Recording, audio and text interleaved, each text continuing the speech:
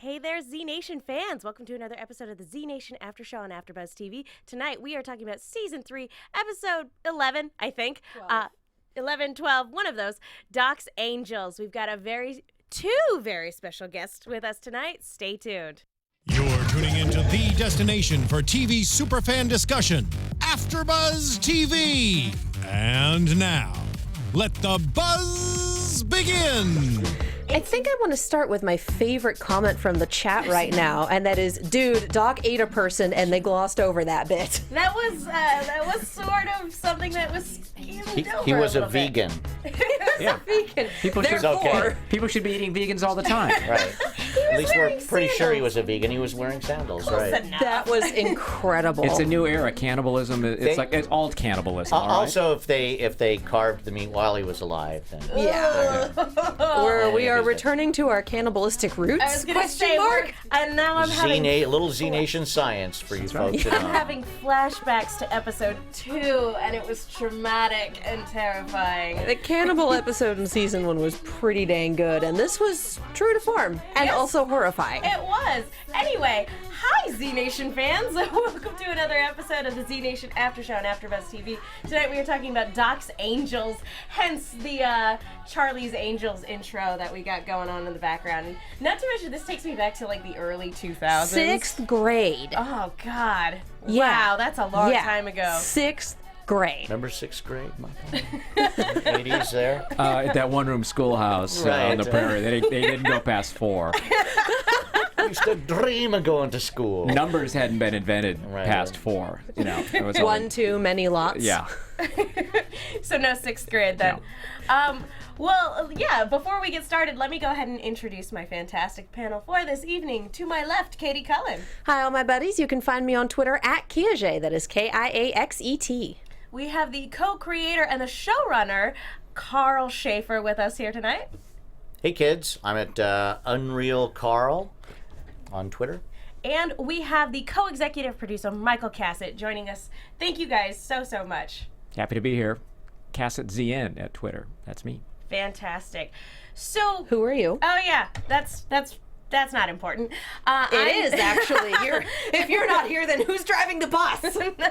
Autopilot. That's how these things work. On buses? We've got self-driving cars. It's the way of the future. This is LA. Our public transit is terrible. We're professional adjacent. Yeah, we'll get a robotic host in here.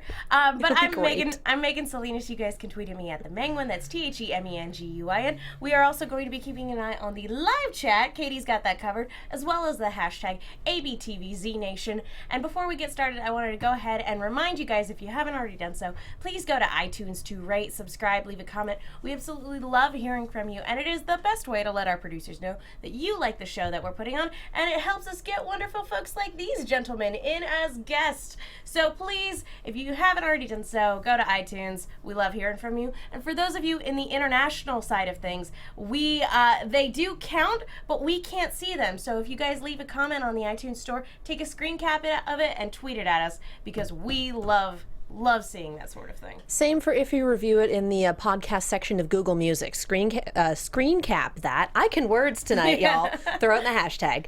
So, yeah, let's talk about this a little bit. I have some feelings on sort of the kind of we all kind of saw where this was going. Oh yeah, I think that's half the fun. I mean, the second you see them, you know where it's going. You're just like, oh, this can't go well, right? Well, in the trailer last week that we got for this episode, we did see a shot of the ladies in their human face masks, and it was like, oh, all right, that's what we're in for. That's wonderful. I think our promo department is not above giving it all away in the promos. Sometimes. We call them the spoiler team.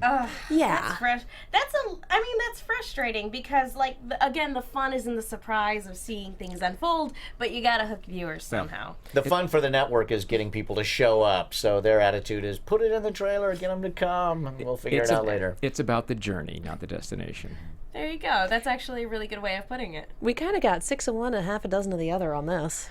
Well, you know me. I love my horror homages, so it was something that, like, I was like, okay, yeah, I'm into this when I saw the promo. But at the same time, It's yeah, as you said, it's not really difficult to see kind of where this was heading the second we get introduced to these three lovely ladies, Sarah, Linda, and Camilla. And I actually really liked this intro of, Doc is kind of following this siren call of one of them reciting the Raven on the radio. Hearing you quote the Raven along with that was pretty impressive, not gonna lie. I'm watching it going, oh, this is nice, and she starts mirroring the words at the same time, and I'm like, right, it's 11 o'clock at night. Please do. Well, going back to 6th grade, you probably heard the poem then. I learned it from The Simpsons. Oh, there you go. I wasn't going to bring it up, but okay. I'm not going to lie. I'm going to be honest. I learned it from The Simpsons. But thanks to The Simpsons, I did almost completely memorize The Raven, which was really cool when I actually got to read the full thing. It's like, oh, this verse wasn't in there before. But so, to kind of get back to like the idea and the heart of this episode, where did this idea come from of Doc coming across these three kind of sirens? Because I did get a little bit of like the Odyssey sort of feel from this. Well, I think it started in the room. The way our process works is we get together and for a couple of weeks, everybody just throws all kinds of ideas into the hat and elements, and then we, start pulling them out. And I think there was kind of it started out as granny witches, didn't it? Like basically like a fairy tale. Like a witch's coven. Yeah, okay. And then just got, sort of dialed it sexier and younger, and then wanted to make it, as horrific, have the tables turn and sort of be the opposite of how you would normally gender a horror film, and turn the tables on Doc, because it's fun seeing bad stuff happen to Doc. He takes it so well. He does. He rolls with it. He's like, Just it's the apocalypse, man. He's a pretty chill guy, and he's very game, and enjoyed doing this episode. Yeah, when he sees stuff like this, he's like, not cool, man. Like, I thought you guys were cool. This is the opposite of cool. He sees these people stuck on a table. Who are you? Well, I'm you in 10 minutes. I'm sitting here going, why are you asking who they are? Just do something. I mean, I know it's for the audience and the people who haven't quite cottoned on yet that these people are bad news, but still. He's still looking for the other members of the Pink Floyd cover band he was in. Right. On the off chance he'll find them in the zombie it's apocalypse. The apocalypse. Yeah. Where else would you find them? Fair enough. I have to say, I love the Bedazzled zombies. Those were some of our scariest zombies we did so far. And at first, the makeup people, like, their first thing was, well, wait a minute, how are we going to do that? And then as soon as they got into it, it was, and at first we thought it was going to be really funny, but when all was said and done and they were put together, there was something like incredibly creepy about them, and were some of our scarier zombies, I thought. Well, it's like Lisa Frank crossed with hell. Right. You really shouldn't flavor those together, but oh dang! And you could kind of feel the pain of like, bedazzling them. You sort of feel the process when you see them. Yeah, for anybody who's done bedazzling like way back in the day, you know that there's a gun. There's an audible process of it. Yeah, like a ka-chunk that goes with each. It's like that can't feel good. It's one step. No, ask Doc. Talk about it. It's one step below killing cattle. Yeah. Bedazzling Doc. So. Yeah. That did not look fun. But that is the nipple piercing from hell. But it is remarkable, again, what your makeup team was able to do with that. Yeah. We had Corinne and her husband in a couple weeks ago, and they were talking about how, like, the best is yet to come, and I'm not sure if this is what they were talking about, but dang, this was certainly impressive. They were very happy with. I mean, everybody was really happy with how those came out, and it was a pretty funny. You come up with a joke in the room, and then when you see all the departments pull together and the whole thing is said and done in the end, and our great stunt team, Keith Cox being the head bedazzled zombie, because a lot of these zombie things are the costumes are very uncomfortable and hard. I mean, we put stunt people in them just because they're so uncomfortable just to stand around in for the length of time they have to be in them. I was going to ask. So you do it to the stunt people. Yeah. As one does. They love it. They roll with it. Yeah. But yeah, that was my next question as to whether or not they had any difficulty with the mobility side of things, because I mean, those are physical beads that are getting, kind of I guess, temporary glue Spirit to their... Well, what it was is most of the bedazzlings were on a mask that you pulled over almost like a very thin, stretchy ski mask that pulled down and then made of human flesh. So they didn't have to actually glue them on, but then they had some around the edges and stuff like that, or any holes they had to glue them in, but. That's extremely impressive. It does not show at all. It looks like it's like embedded in their skin. And it makes so much more sense because to do that in the makeup chair is hours and hours and hours for every zombie for every day of shooting. It makes so much more sense to do the mask. Oh yeah, well, and with a lot of our zombies and stuff, it's not just the makeup job, but how do you make the makeup job work on a schedule for this many people, and and like the barbed wire zombies, where that was a big bunch of meetings to figure out how to do that and how to do it in a quick way, because you get there and you do the first schedule and you go, oh, but then in the middle of the day we have to barbed wire these guys up, and that's going to take 3 hours, and we have no people to do that. We got to come up with a different solution. So, yeah, again, creative solutions, and again with such the time crunch that you guys are under too, like you have to find kind of ways of using economy of time and this resources. was a 5-day episode, so this is like one of our really quick, fast episodes. So yeah, everything had to be boom, boom, boom, boom, boom, right, ready to go. And the actors were so fun and on top of it that made it work. And it's always so impressive to watch it knowing they had 5 days to shoot this. Just 5. Had to all go. It's always incredible to watch. We think we should get more credit for the degree of difficulty. We should get like a bonus somewhere. But because the crew they kill it every week, and it could kill them. In some cases, I'm sure it comes pretty close. Just the time. Dear God. Again, the time turnaround, and I'm like, you guys work like 12, 14-hour days, if we're not mistaken. Well, it's a 12-hour day minimum, and we didn't do a lot of overtime. It's not unusual to do 13, 14 hours a day, but this season it was like 5 days, no overtime. We do a lot of second unit work and just a ton of planning, mostly, and get it all worked out ahead of time, and solve all the solve all our little problems. And we have a lot of our directors are also writers or working in another capacity on the show. So instead of just coming in and prepping the week before their episode, they're there for months prepping some of these gags, picking up the background elements and shooting the special effects plates, and they're around afterwards still working on the show.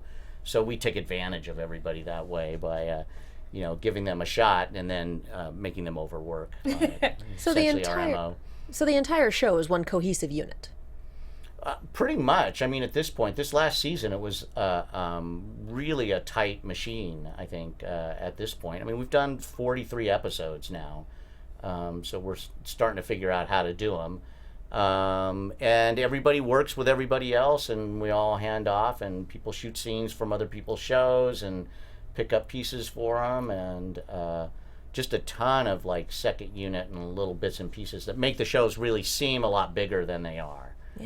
Yeah, so when you have an item in a script called a bedazzled gun, you can turn to the prop guys and go, okay, how do you want to do the bedazzled gun? Right, we see like 6 versions of it and drawings of it, and approve it and go, no, that's not gory enough. That's the real bedazzled gun. I think in the end we used it was like some sort of like nail gun or something. That we used. It wasn't a real bedazzling, because a real bedazzling thing isn't like, it doesn't like shoot a huge nail into something. Right. Yeah, you need both sides of it, and you kind of go chick, chick. We may have pioneered the bedazzler as a weapon, though. I think we're probably the first show to do this in TV history. Part of me wants to see someone make a full-on functional bedazzle gun, and the other part of me is like, no man should have that power. Right, yeah, exactly. But women maybe, but no man should have that power. But you know somebody will. Yes!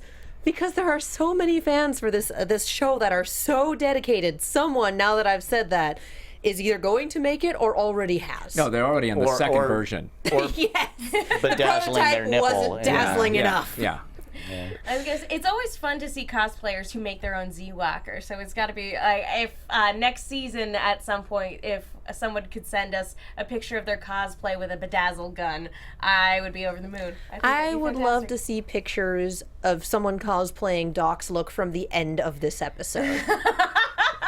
Bicycle included. Do you really? Bloody nipple wound included. No, Yes. that's how Khal Drogo died. No, no. No, I honestly want to see people try to pull this off, because there will be people who make it. It has to be screen accurate. It has to be this. Okay, what year is the bike from? I'm gonna find one of those bikes at Goodwill. I mean, there are people. I know cosplayers who do this stuff. There will be people who are invested in getting it screen accurate. We actually got the last bike of those. Ever. Yeah. Weld your own. Yeah. But yeah, to kind of get back to like talking about the story for this episode, this is basically kind of like an Odyssey or kind of Greek tragedy story of like the sirens meets the Texas Chainsaw Massacre. Was kind of that, And a little bit of Buffalo Bill. more Texas Chainsaw. Making Texas furniture with people. Yeah. Texas Chainsaw. True. They both were Sort of the inspired by Manhunter Ed Gein. Buffalo Bill, you mean? Not the, Both stories. Cowboy Buffalo Bill. Yeah, both Oh, stories. no, it puts the lotion on its skin. Yeah, both the Hannibal Lecter stories, that one in particular with Buffalo Bill, and the Texas Chainsaw Massacre were inspired by the murders of Ed Gein. And every... Oh, how do that you, guy. How do Yeah. you not know that, Katie? That's like Horror 101. Horror 101 is knowing the difference between Freddy, Jason, and Ghostface, all right? Give me some credit. I've passed the 101 course. But have you guys been waiting to put like a Texas Chainsaw Massacre story in at some point? I don't know if we were waiting to do it. We were Yeah. just willing to do it. I think was sort of our... That would pretty much sum up our story process. We're not waiting for things. If we have the idea and we like it, we do the idea. It's not like we're it's the, like it's we're the show that says yes. Yeah. So that's our basic Yes, MO. now. And Yes, and. yeah. Are there any ideas that you haven't implemented that you wanted to, or anything that you really wanted to do that wound up on the cutting room floor for one reason or another? For this epised. I didn't mean for in this- I mean for in this general, episode? but I will accept this episode. I just mean like in general, pie in the sky. well, we've wanted to, it's sort of just bigger scale episodes, I think, would be the thing we would want Yeah. to do that we can't. Just seeing masses of zombies and... We have dreams. yeah. I had a dream once. Kind of going back to what you said about this kind of being a fairy tale, the location looked a lot kind of like a castle. And Mike on Twitter wanted to know what kind of location was this? Was it a house or a retreat? Was this all done in one location? And I assume it was up in Spokane. But yeah, do you guys have any details on where it was? Because it did look like it was off the beaten path a little bit. We'd had this location since like season 1. I think our Vince, our art production designer, had been telling us about it, and we went by and looked at it and said, "Well, we got to shoot something here."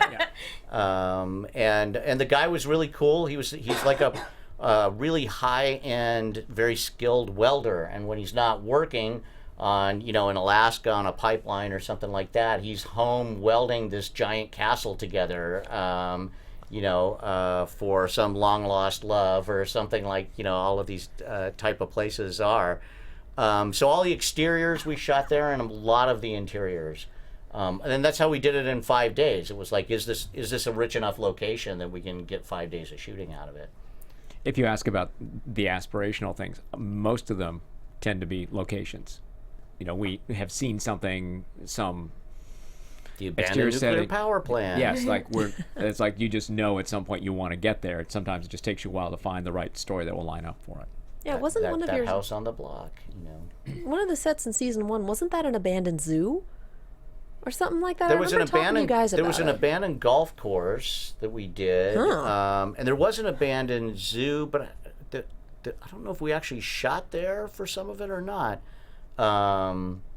I misremember things that happened. Well, also there might have the abandoned. I think there was an animal holding facility. That was it. Oh yeah, the primate research center. That was yes, it, where yeah. they tested monkeys for HIV.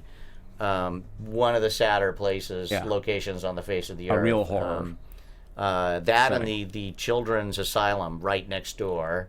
Couple of good That can't be real. Creepy. Oh yeah, sure. From the turn of the century children's asylum. A medical testing facility next to a children's insane asylum? It's all at this. How could that go wrong? Actually, a very nice little town called Medical Lake that has all of these old facilities that were there. I thought that was things writers made up. No, Oh, Lord. It's a big complex. A lot of it is abandoned and empty, and with peeling paint and broken gates and spooky. If there were ghosts and hauntings, this place would have them, definitely. Do you guys? Is that something that you guys come across a lot? Because obviously, it's a lot. Speaking from experience, it's a ton of fun being on your guys' set. Oh yeah. But like at the same time, when you come across locations like that, do you ever do weird things ever happen? Like, do you ever go like, oh yeah, this set is definitely haunted? I don't know about haunted, but Cursed, maybe. yeah. Semantics. Or just generally just dangerous and creepy. I think some of them Sketchy have been. and skeezy. Yeah, That would be our sets in some cases. Definitely. Ugh. Good Lord. Oh, So now man. chat's saying zombie bear versus zombie gorilla. We've had a few fun things in chat. We've had Anna in chat saying she really looked up bedazzling gun after this episode. Oh, good. And there are several pages devoted, I'm sure, I'm somewhere. sure there are. I'm sure there's a Amazon whole can ship one shrine to you by now. tomorrow. Yeah. I'm sure there's a full set. by the end of the season there's going to be an entire Pinterest account dedicated to what you can make with your own bedazzled gun. Amazon will have its own drone bedazzler. Renji says bedazzled machine gun. He also says Horror 101 finals would be the Ghostface challenge. What's your favorite scary movie? Oh man, I'd be Yep. terrible with trivia if my life was on the line. That would be the worst. I'd be terrible at most things if my life was on the line. Let's be real. Fair enough. But yeah, kind of talking about Doc and his journey this time around. There's as you said, kind of the fun is knowing that this isn't going to end well, but very much seeing how it unfolds. I think I wanted to know what going around the table, what was your favorite bit between these three ladies? Because we have them constantly competing for Doc's affection before the other shoe drops. And I think probably my favorite was definitely the scrapbook. Me too. I loved that scrapbook. That was horrifying and also wonderful. Yeah. His throat was slit. Oh, this person died this way. It was awful. And that was before the apocalypse too. That was the funny part. Yeah. About it. her voice, her delivery, it was just perfect. Yeah, she was wonderful. She was the yeah. one that scared me. She should. It's always the quiet ones. Yeah. I really like too how she was like, and it's kind of a testament too of like talking about how this show is always really good about creating interesting female characters. In this particular case, even when they're clearly villains. But I really liked how she was like, "Oh, that's cute. He thinks he can pit us against each other. Yeah. That's hilarious." Well, and that's real equality too. When you can have characters be bad guys and just be awful and write them, even though they're a woman character, have them be as bad as any man character, and just write a character, just write the correct character for it, not worry about their gender. And we had a lot of women on the writer staff this season, so that helped with episodes like this and sort of tipping us in the direction of doing those kinds of episodes, and why we have, one of the reasons we have good female characters on the show is we have a lot of good female writers on the show, so that always helps. What I'm hearing is more female writers. Yeah. That's well- absolutely what I'm hearing. Take note, every other show ever. Yeah, we're good. You other shows get to work. Well, I think Get it together, guys. there were more women in the room this season than men. I think we had a Yeah. majority of women on the Yeah. staff, so for a zombie show, I think that's probably unusual. For That would be most my shows, guess. that's really unusual. And that's kind of the sad part. yeah. But like that's great to hear, and I think again it's something where again our protagonist, we have an ensemble cast, but the leader of the group is Warren, and I feel, and Addie's very much her right hand man. I think that really shines through. Again, this show has always been really good about doing those characters justice. So again, getting to see a trio of villains in a weird way, and they didn't get punished either. Right. No, that was actually important to us, that they just get away with it and send Doc on his way, and that they were fine in the end. And their next customers will be sketchy and skeezy. Exactly. I would watch that episode as well. Yeah, when we were watching it, you pointed out that of all of the different locations that our lovely group of people has inadvertently burned to the ground in one way or another, this one escaped scot-free. Right. Usually locations like this are just like, nope, fire. Yeah, usually by the time our group goes through the place, they leave it in ashes, regardless of whether the people deserved it or not. Physical or metaphorical. We ruin good people. I'm just thinking of the church in season 1, not the little no weapons commune, and then the church of crazy people. Yeah. Well, not just that. Like, anytime there, I think, like, really the only time where most people got away okay was actually the last time Doc was heavily featured in the election episode. Everyone made it out okay. The asylum too. Yeah. Everyone made okay. That's it. We just need to have Doc episodes because then people live. Like, that's the common denominator. Yeah, usually. We actually want Doc really to be president. I would vote for him. Of the apocalypse. Yeah. Everyone wrote in that weed doctor, so I'd be down. But that's an interesting point. Is we do have the asylum folks still driving around out there. I think Doc needs a ride. That's what I think. Oh they can my all God. come showing back up again, as well as the cheese wheel and Yeah. I just want this crazy reunion at the end of the season. Everyone getting back together, a whole bunch of extras that we haven't seen in a dog's age. Potentially Red and 5K if they're still out there somewhere. I'm still holding out hope. No body, no death. Well, we have a big crowded finale coming up, so we'll see how that goes. Lots of people show up. Anna in the chat points out that the destruction of the commune wasn't the group's fault, it was the cult's doing. The fact that the group was present. Yeah, if our guys show up, it's not a good sign. And you're hosed. Yeah. Point being, If our guys even look at it. Hey, that looks like an earthquake. Boom! but yeah, I mean, point being is that good people sadly suffer when the group comes through, but also evil is usually punished. So the fact that these three lovely, awful ladies get away scot-free, it's something that I kind of appreciated on multiple levels, because again, this is the type of episode that rounds out the world and, kind of fleshes out the types of people that are still, around here in the apocalypse. And actually, I was reading a review earlier today, and somebody actually made a really good point. That there was this really interesting bait and switch, because we started off the episode with an Ender attack.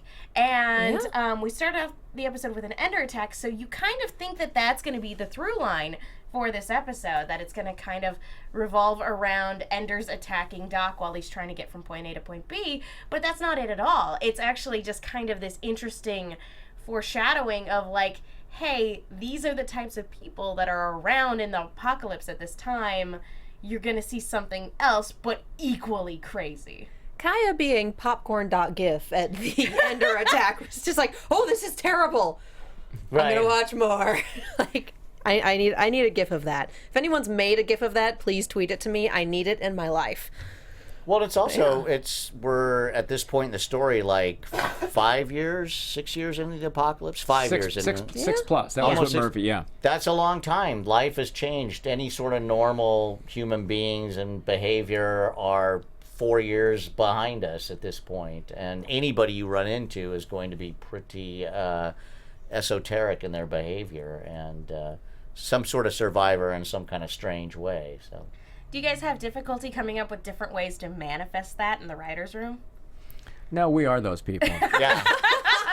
You get us together in a bunch of alcohol. We're 3 years into the zombie apocalypse It's ourselves. right? Yeah. We're manifesting all kinds of weird distilled behaviors. I mean, we have a good, smart group of people and a process that sort of like, gets all these ideas going and colliding off each other. And everybody's job in the off season is to, collect weird ideas that are some sort of jumping off point for a type of zombie or, a new thing coming A new up. weapon, a new type of villain. Right. A new weird situation, whether it's a fairy tale or a historical reference or an election. Or a strange bit of science that we can base something on, those kinds of things. That's what we're looking for. I've been trying to do dark matter for 3 years. It hasn't come across yet. So does everyone just walk in, like, okay, it's the first writers' meeting of the season. Everyone walks in with their off-season scrapbooks and opens them to page 5. Well, a little bit. I mean, they know they know kind of what we're looking for, yeah. And we have to write these really fast, so. So for this episode, somebody opened up their scrapbook, and this is the beard of the drifter that wandered into my home. My daughter has this Bedazzled gun, and then she got a hold of my horror movies, and I thought, hey. It did start. I mean, I am a scrapper, so that's how the whole idea started. Yeah. I think a close second in terms of the bits for me was I can't tell these ladies apart. I am sad to say, but when the last one came in with a sword, and he's like, "Oh God, please don't kill me." This is so you can defend yourself. It's fine. But I would definitely kill you while you slept. Slowly and lovingly, you'd never know what happened. Just like the 45-second description of what she would do to him while he slept. Like, oh, this is really awkward, but this is amazing. No, it's very funny, and I do want to make sure Natalia Fernandez, the writer on the actual writer on the episode, gets a lot of credit for all the little bits and behaviors and stuff like that, because some of these episodes are hard to write, where we come up with a conceptual episode like this and then trying to make it seem like it really happened is a lot harder to do, and pulling it all together. And pacing's really tough too, because you have to pace it out so that there's a lot of action at the end, but you also need that slow build of dread, but you can't make it too slow either. So like pacing especially for an episode like this, is something very difficult to sort of figure out the timing for and the beats. And Yusuf Dalaria, the director, who came on as an editor in season 3 and cut the opening 2-part movie, and then stuck around to direct this episode. And he came out of independent features and had done a lot of like romantic comedies and things like that. Which is what this was, of course. Yeah, in a way. Finding love in the apocalypse. Right. Just a lighthearted romp. It is the apocalypse. Someone needs to cut footage of this into a romantic comedy trailer. You can make a great trailer for it. Yeah, I need it. It'd be a Lifetime movie before brought together by their love of poetry. Yes. 3 sensitive souls. Right. Poetry and brainweed, I suppose. Is that what that was? I feel like there's a joke there, and it's just not happening today. But I love the realization, I've been smoking you. Is that what the kids are calling it these days? Another first for us, I think, that line. I don't hear that on Gilmore Girls or anything like that. Yeah. Before we move on a little bit, I wanted to ask, because we do have another bit to touch on in this episode, but I wanted to ask how working with these 3 actresses was. Because when you guys get guests, you're not quite sure how they're going to fit in with the rest of the dynamic of the rest of the cast and the crew. So working with these guys, how was that? Well, they, it was interesting. Some of them came from people who we had looked at for other roles, and we had kept an eye on and brought in, and some of them were from up in Spokane, and Yusuf, the director, knew one of them from a movie that he had made. So they all came together, and it was amazing how quickly they gelled as a team with the task at hand. They really sort of fell into it really quickly. Yeah, I feel like if they hadn't been believable as a unit, the episode wouldn't have worked. Yeah, they were all wonderful. They were just great comedic actresses who knew what to do, and I mean, that's the thing about all of our casts, and the trick of pulling this off in 5 days. It's like people are shocked because we don't rehearse. It's like we shoot the rehearsals in case they get it right the first time, so we can move on. And it's practically improvised on the spot sometimes. So it's my hat's off to all the actors. Just the fact that we make it through these things in the amount of time we have. And we touched on it a little bit ago with, this is like the third episode this season that is primarily focused on Doc. And that's a lot of pressure. We talked to Anastasia about that a little earlier this season. It's a lot of pressure when it's just you or one or two of the other like main cast members, where the entire focus of the episode is on you and on your performance. So shout out to Russell for sure for knocking it out of the park 3 times this season so far. Yeah, he was our go-to guy, and we didn't initially plan to do 3 Doc episodes, but we had Ty Lombardi was one of our new staff writers on the show, and she was writing a backup script, and so we wrote a bottle show with Doc just in case some location fell out, and then we had a much bigger episode that was set in a Walmart, and the location we thought we had last year we couldn't get this year, so we had to at the last minute swap out episodes, and so it was like boom, here we go. So it's so interesting when looking back at, and then you see how the fact that our show hangs together at all, because so much of it is driven by the practicality of production and how fast we're making it, and how crazy the whole process is. You would never know. You'd never actually know from watching it. It looks amazing. Yeah, because basically we come up with a script and we write it, and then we get up there and see what we actually have, which is very different. It's kind of like one of those cooking shows where they give you 5 ingredients that don't go together, and you got by the end of the episode, you got to cook something and just make up this meal. And that's what we've been doing every week, is just kind of looking what we have. And can we have a Z Nation Chopped episode? Can we do that? Pretty much all are. I was thinking more of like the Iron Chef, where like all of a sudden, and he's like, and your surprise ingredient, a children's mental institution. Exactly. That's like. No, I mean like actually using that as the basis of a show. Zombie cooking show. Right. Oh, Lord. Here's the elements for your episode. Here are your brains. Would the zombies be doing the cooking? And your surprise ingredient is a live human being. Have fun! Yeah. Wouldn't that be for every episode, though? Depends on the day. Depends on the day. Chat wants to know if the Walmart episode will ever see the light of day. It could. Because cross your fingers. The first season we wanted to do the Grand Canyon episode, and we couldn't pull it off. We just weren't together enough as a production at that point, so we held on to that script and did it the second season. So we're not above taking a good idea and doing it again. We use every part of the pig. Exactly. And keep it alive in the process. And again, if something doesn't work for one season, you hang on to that idea, and maybe somewhere down the line you can fit it in and it'll work. Yeah, or parts of it, or a storyline, or scenes from it. Yeah. Like retrofit that to like fit there, tweak it a little bit, and boom, you've got yourself a different episode. I'm too tired this week. Let's just do the Walmart episode, guys. Take that Get out of here. Take that one off the top shelf. Yeah, exactly. Put it on the lot. Just blow the dust off of it. Yeah. Does it still work? Yeah. Well, I don't know. Mac is supposed to be in this episode, so Right. and it's not too soon. Recast him as Larry and go with it. Yeah. They'll never know. Okay, is there anything else you guys want to touch on regarding Doc and his storyline being the one that got away before we talk about Citizen Z and Kaya for a little bit? This scared the hell out of me, but it made me really happy. It just did. Just the whole Doc experience. Yeah. And just being treed at the top of the tower and using it to fall over and get over the wall. Like, that is brilliant. That is cartoon physics, but it's brilliant. Well, I just like the fact that the ladies were just in control and never flustered, and Yeah. it was like, actually very much like a Warner Brothers cartoon in that sense. It's like Pepe Le Pew. Just, Right. You're running, and they're just lollygagging along. Also, we're pretty sure that the people who were initially in the basement are super dead at this point, right?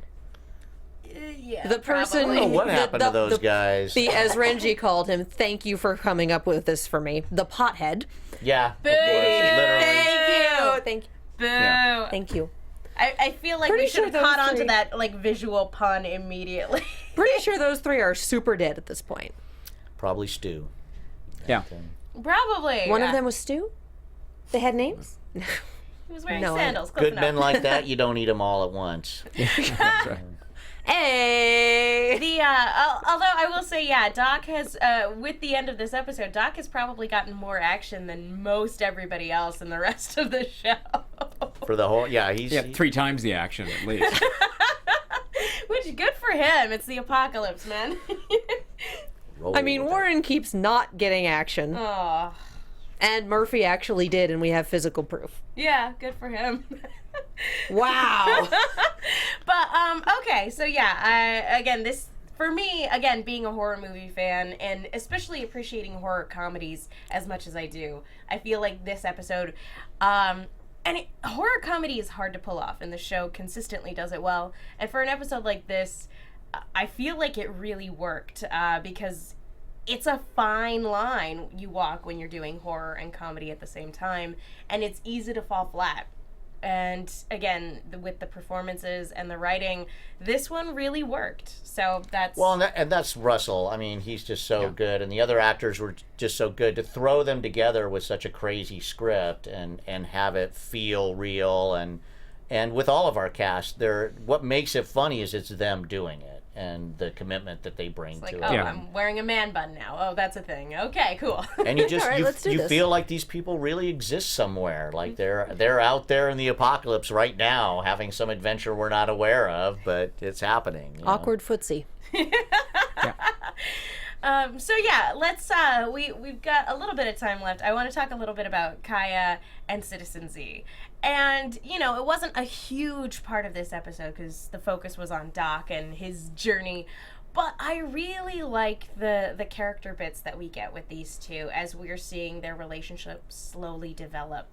And it's nice after having not seen Citizen Z, or specifically seeing Citizen Z out of commission for a while, get back into it and be integral to helping out Doc in a moment of need to get a message out. And I really like the back and forth that we see between him and Kaya. And it's just, I feel like it's good for DJ Qualls to have somebody to play off of. Yeah. I feel like he was working for so long. He was desperate for that, yes. He's like, just someone, anyone would be great. He was getting tired of 8 hours a day going, come in, Operation Bite Mark. Come in, Operation Bite Mark. A ghost or another illusion, hallucination. Give me something, So, yeah. Yeah, and again, Connor's episode was great, but it's nice for him to have a physical, real character. And Ramona Young is so good. Yeah. I mean, the girl that plays Kaya is fantastic and hilarious. And so are the two that we cast for her uncle and aunt. They're very amazing. Funny and dry. Yeah, I mean, it all worked out great. We sort of took a chance writing something like that we would find those people to do it, but it turned out great. The chemistry between DJ and her is really sweet and funny, and they're great and fun to watch. Yeah, and I love seeing their different styles on the radio because Citizen Z is just, come in, Operation Bite Mark, this is Northern Lights, over and over and over, like you are definitely military trained, and Kaya's freestyling. And it's so much fun to hear that. Yeah. Again, you can see, and it's actually really funny that we're talking about how much we love the chemistry that they have together, because when we were first introduced to her, I was actually very concerned for him. I was like, oh no, he's with a fangirl. Like, this could go full misery anytime. Yeah, that was going to be the horror movie. Well, I'm glad you were worried about it, because that's our job. That's the point. Think the worst whenever you see a new character. If you're not filled with dread when you tune in, we're not doing our job. Right. But I've been very happy to see this development. And it does. And now that they have this great back and forth, this great repertoire, I'm sitting here going, okay, how long until something terrible happens? Isn't that great? That's just exactly how it's supposed to work, I mean, I spent a chunk of this... The more you like them, the more danger they're in. That's why I'm concerned. I spent a chunk of this episode going, Doc might actually die here. Huh. We're not beyond that. We thought about it. I know. Alone and on the road. I am aware. At the hands of cannibals. It was a coin flip, remember? It was like, do we lose him? Do we not? I don't know. Flip a coin. All right, he made it. And so we found Schaefer's famous double-headed coin, so we couldn't do that. Cheating a little bit. It is the apocalypse, though. Hey. Well, I mean, we already filmed those scenes from the finale, and he's in them, so it'd be real awkward if we killed him now. And... I don't know. There's always a way. There is creative editing or hallucinations. Well, I know you talked about it last week, but seeing Miss Coates back again. God, again, yes. So great. Anyway, that's neither here nor there. Like I said, I like these two so much that I'm concerned for them. And again, I think that's a testament to what the way the show has been going. So if you guys get a strongly worded tweet at the end of the season, if you break these two up or like kill off Kaya or Citizen Z, you'll know why. You'll know it's from me. Mine will just be incoherent screaming. I'll send you an audio file. Well, this next week's episode will have answer a lot of your questions about who's coming back, who's going to get killed, who's going to live and die. I feel like that's a really good segue. Next Yeah, season. not that we want to be, please tune in, but you ought to tune in. That's an excellent segue to our predictions section, I think. So thank you for that. Kreskin. And the light show. Yeah, this isn't these guys' first rodeo. They know how it goes. Oh, no, I love the light show. It's been a while since I've had one in one of my shows. We keep running out of time. Oh, yeah. So it's like, we're back. So the next episode is kind of what we've been building to for many an episode now. Basically, since the start of the season, it's coming down to Murphy versus Warren, and it looks like we're finally going to get this confrontation. Murphy's got a completely new do. What does this mean? What's going to happen? Who's This means gonna that die? we're trying to get him out of the makeup chair. I don't know. It didn't save him any time. We thought it was going to, but Poor it didn't. Corinne.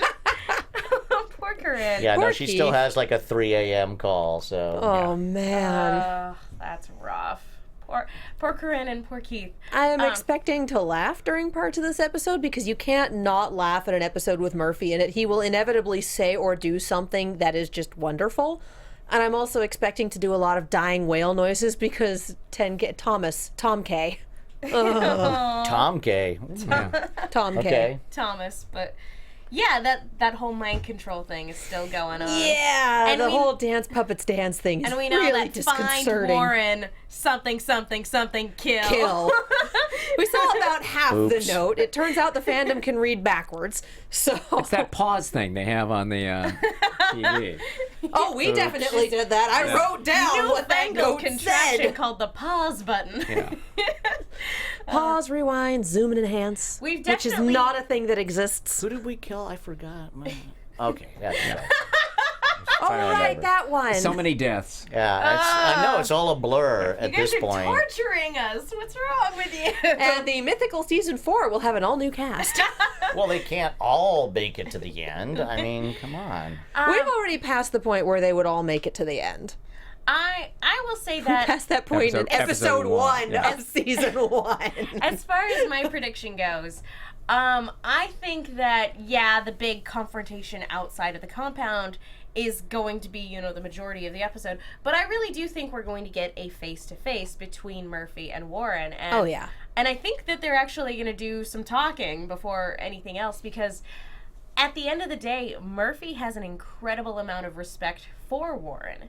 And I think he still sees her as an asset. And I don't know if he really still thinks of this group of people as his friends or not, but they are people he traveled with for 2 years to get across the country with. And at the end of the day, he'll always look out for number one. But you can't do that without having some feelings about the people you were with. So I think personally that the face-to-face between the two of them is going to be very interesting, given his inflated ego/God complex, and given the fact that she still has a mission at the end of the day. Well, and that's how you do big battle scenes like this. You have the NPCs fight each other. You have the main characters fight some NPCs to make them look totally badass. And then at some point, you have the main character face off, and that's what we're all here for. That's the title match.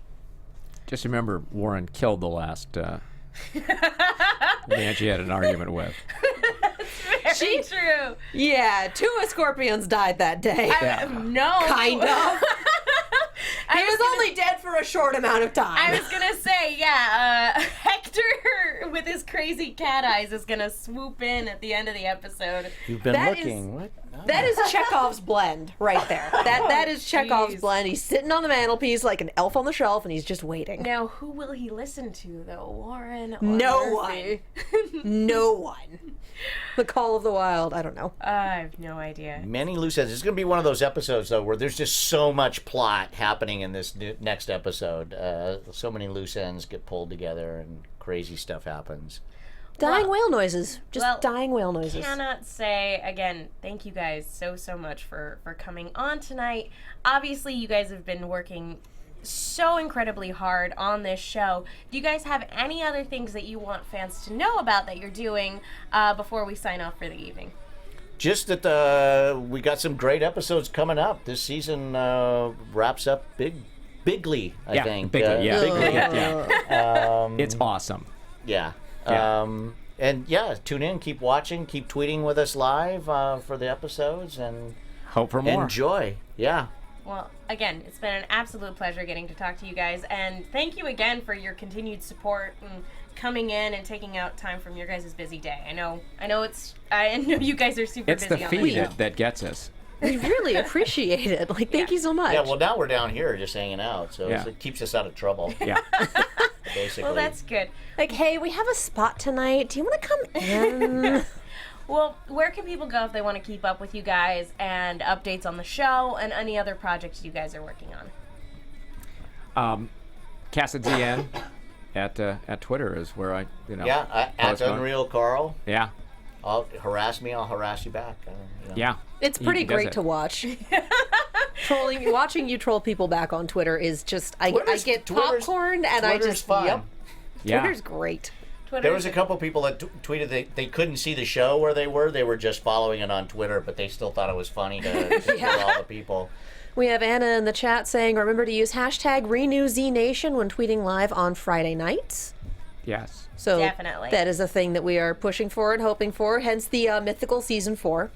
Fingers crossed. Watch the skies. We're still doing well. I think, it's looking positive, I would say. So. Well, keep our eyes and ears open for an announcement. Hope. All right. Katie, where can people go if they want to keep up with you? I'm watching the chat, only just now realize who some of our guests are tonight. Hi, guys. Welcome to the show. You can find me on Twitter, Tumblr, Instagram, and YouTube at KiaXet. That is KIAXET. I am also on Snapchat at Kia Prime. This week is DC's crossover week. All 4 shows on the CW are crossing over with each other, so I will be on Supergirl tonight in like 2 hours. I'm also on Arrow on Wednesdays, Star Wars Rebels on Tuesdays. Thursdays go back and forth between Robots in Disguise and Ruby. This week it is Ruby. And we also have Steven Universe coming back. Holy cow, it's a miracle. So that is also this Thursday. I live at the studio. How are you? How do you watch all these? I don't know. It's a busy week. Now you know what my life is like. Yes, exactly. I'm Megan. You guys can follow me on Twitter and Instagram at TheMenguin. That's TheMenguin. I am also on a bunch of shows here at AfterBuzz. Most of which you just heard. These. And I also write articles for The Movie Chick. That's Chick with 2 Ks. Be sure to check those out. Thank you guys so much again for coming in today. Thank you to everybody on the hashtag and the live chat. And again, remember to comment on iTunes. Yeah, thank you guys so much for watching. We will see you all next time.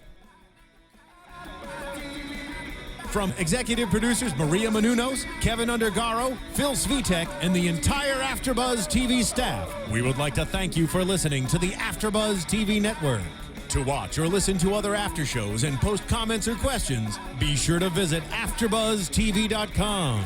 I'm Sir Richard Wentworth, and this has been a presentation of AfterBuzz TV. Buzz you later. The views expressed herein are those of the hosts only and do not necessarily reflect the views of AfterBuzz TV or its owners or principals.